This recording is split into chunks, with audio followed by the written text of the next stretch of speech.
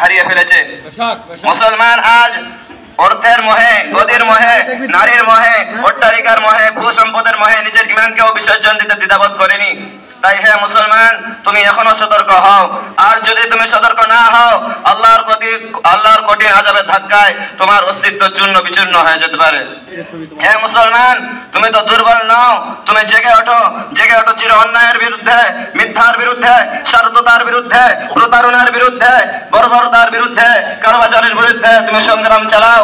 হে মুসলমান, তুমি জেগে ওঠো, জেগে ওঠো হযরত ওমর ফারুকের মতো হিম্মত নিয়ে, জেগে ওঠো আমির হামজার মতো বীরত্ব নিয়ে, জেগে ওঠো খালিদ বিন ওয়ালিদের মতো ত্যাগ নিয়ে, জেগে ওঠো হযরত ইমাম হুসাইনের মতো শৌর্য ও বীর্য নিয়ে, যার নিষ্কাশিত তরবারি ও ক্ষুরধার লেখনের অন্ধকারের মাঝে জাগরণের বিপ্লব সৃষ্টি করেছিল।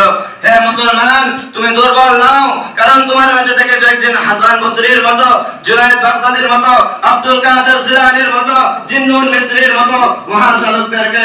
হে মুসলমান, তুমি জেগে ওঠো, কারণ তোমার মাঝে থেকে একজন উসমানের মতো, সুলতান সালাহউদ্দিন আইয়ুবীর মতো, সুলতান মাহমুদ গজনবীর মতো মহাযোদ্ধাদেরকে। তাই হে মুসলমান, তুমি দুর্বলের বুকে লাঞ্ছিত, বঞ্চিত, অপমানিত, পদদলিত এই দুর্বলতার মাঝে তোমার লুকিয়ে আছে মিথ্যা, এই দুর্বলতার মাঝে লুকিয়ে আছে তোমার স্বার্থতা, এই দুর্বলতার মাঝে তোমার লুকিয়ে আছে তোমার অহংকার। হে মুসলমান, হে মুসলমান, তুমি ভুলে যাও না যে পথে তুমি অগ্রসর হয়েছ, সেই পথে তোমার সাধনা সফল বান করিয়েছে। হে মুসলমান, তুমি ভুলে যাও না জাতীয় গৌরবের বিজয় পতাকা তোমাকে তাসলিম জানিয়েছে। হে মুসলমান, তুমি ভুলে যাও না, তুমি ভুলে যাও না তোমার সুমহান ব্যক্তিত্ব ভয়ঙ্কর আজাদিনের প্রাণে কম্পন সৃষ্টি করেছে। হে মুসলমান, তুমি ভুলে যাও না।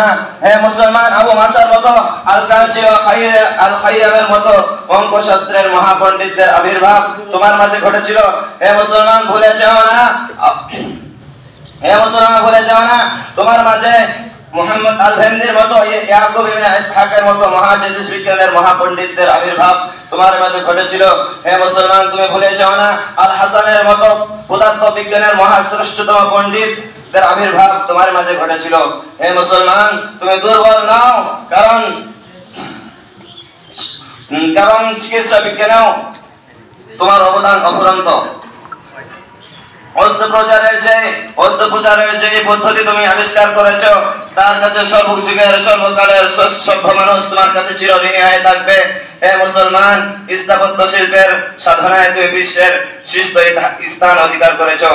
আগ্রার তাজমহল, জেরুজালেমের ওমর মসজিদ, ইস্তাম্বুলের সেন্ট সাফিয়া মসজিদ, দিল্লির কুতুব মিনার, স্পেনের আল হামরা ও কর্ডোবার জামে মসজিদ তোমার সাধনাকে সাফল্য দান করে সারা বিশ্বকে স্তম্ভিত করে দিয়েছে।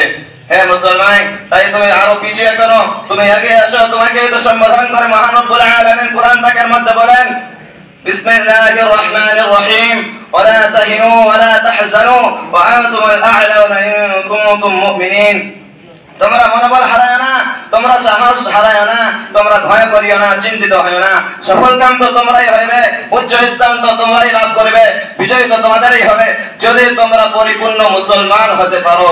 তাই হে মুসলমান, হে আমার সাথী বন্ধুরা, আমরা সবাই আল্লাহ তাআলা আমাদেরকে সকলকে পরিপূর্ণ মুসলমান হওয়ার তৌফিক দান করুন। এই বলে আমি আমার সংক্ষিপ্ত বক্তব্য ইতি করছি। ওয়া আখিরু দাওয়ানা আলহামদুলিল্লাহি রাব্বিল আলামিন।